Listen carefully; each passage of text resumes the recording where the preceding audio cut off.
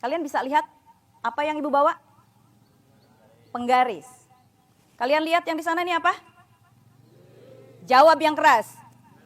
Penggaris. Penggaris ini panjangnya 45 cm. Penggaris ini panjangnya 45 cm. Sekarang Ibu ingin mengajukan pertanyaan, tolong dijawab. Pertanyaannya begini. Bagaimana caranya agar penggaris ini terlihat lebih pendek? Bagaimana caranya agar penggaris ini terlihat lebih pendek? Ada yang bisa jawab?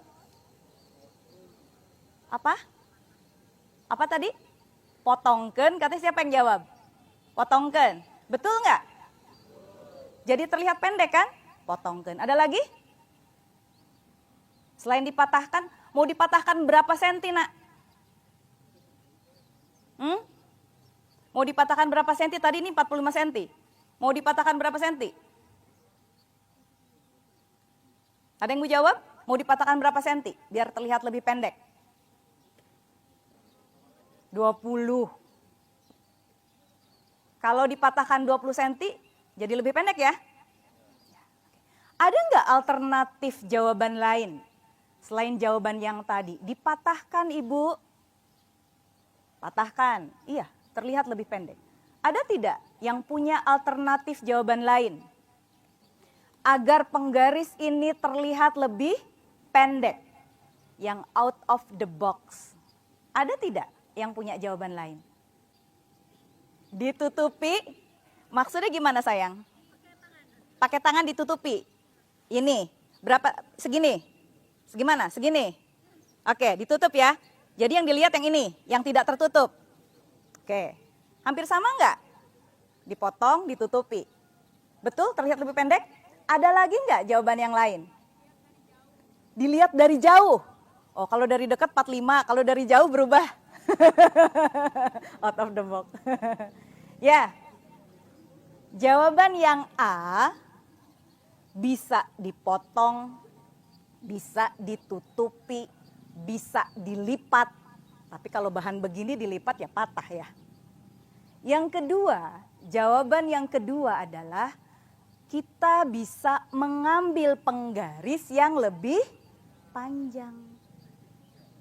Kelihatan lebih pendek dong dia, betul tidak? Kalau kita membawa penggaris yang lebih panjang, maka penggaris yang ini akan menjadi lebih pendek. Bawalah yang 100 cm misalnya. Oke. Jadi ada dua jawaban. Ketika ada pertanyaan, bagaimana agar penggaris ini bisa terlihat lebih pendek? Ingat, terlihat lebih pendek. Yang A jawabannya dipatahkan Ibu, ditutup Ibu. Yang B jawabannya adalah bawalah penggaris yang lebih panjang, maka ini akan terlihat lebih pendek. Oke, kaitannya dengan validasi. Menurut Abraham Maslow adalah bapak psikologi humanistik dari Amerika. Beliau mengatakan teorinya bahwa validasi itu adalah suatu kebutuhan. Validasi itu pengakuan. Perlu nggak kalian mendapat pengakuan? Perlu tidak? Ada orang yang nggak ingin diakui? Ada?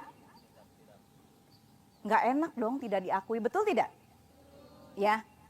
Nah sekarang kalau misalnya seseorang mendapatkan pengakuan, artinya dia diakui eksistensinya. Dia diakui keberadaannya, akan meningkat rasa percaya dirinya. Apa hubungannya dengan tadi pertanyaan terhadap penggaris? Kita lihat, analogikan. Jawaban yang A. Ada dua jawaban.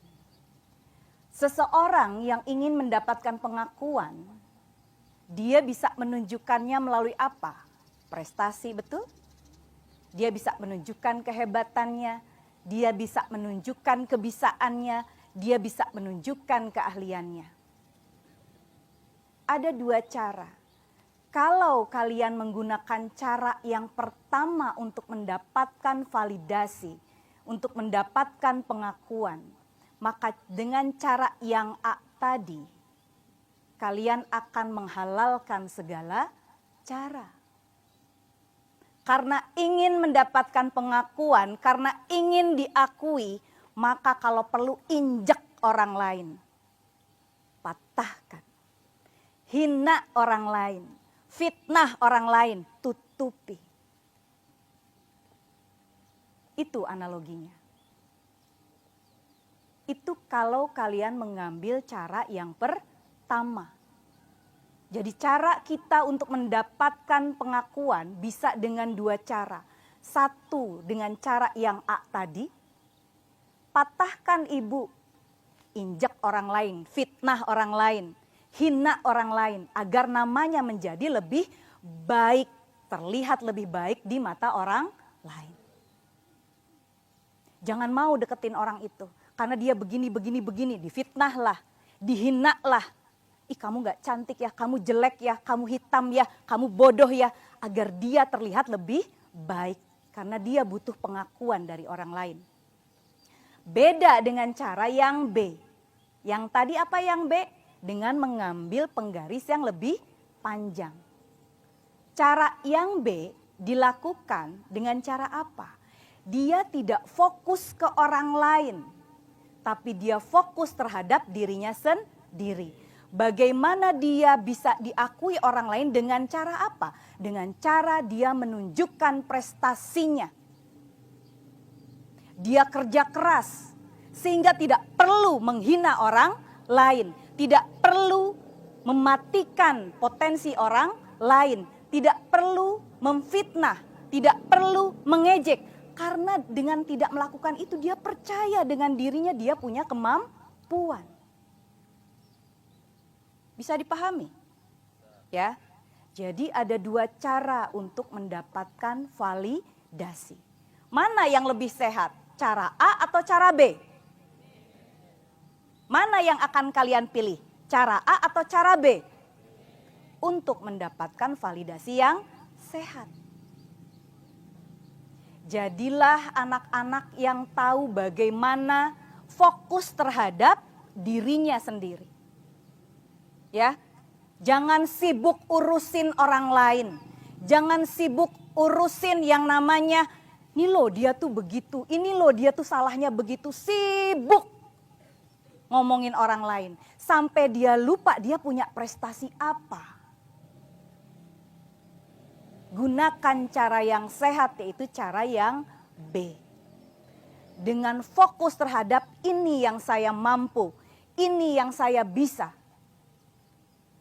Sehingga ketika kalian mendapatkan pengakuan, itu pengakuan yang real. Bukan pengakuan yang abal-abal. Karena orang akan semakin sadar ketika kalian menyebarkan fitnah hanya karena ingin diakui. Ketika kita sibuk dengan menjelek-jelekan orang lain, suatu saat yang namanya bangkai busuk itu pasti akan tercium. Betul? Orang juga akan sadar dan Tuhan juga akan tahu. Oh, dia namanya jadi bagus karena dengan fitnah orang lain. Dia namanya jadi bagus karena menjatuhkan orang lain. Dia naik namanya karena menginjak orang lain. Itu yang A. Tapi kalau yang B, dia bagus namanya karena memang dia bagus. Karena dia punya prestasi. Karena dia punya keterampilan yang patut dibanggakan. Itu sayang ya. Jadi tolong perhatikan. Karena ibu tahu anak-anak Gen Z ini sangat-sangat rentan terhadap yang namanya butuh validasi. Butuh pengakuan. Tapi kadang tidak tahu bagaimana cara mendapatkan pengakuan yang sehat. Kita nggak bisa munafik sayang. Kalau masih ada yang bicara, saya nggak butuh pengakuan. Omong kosong. Setiap orang butuh pengakuan, bahkan dari dirinya sendiri.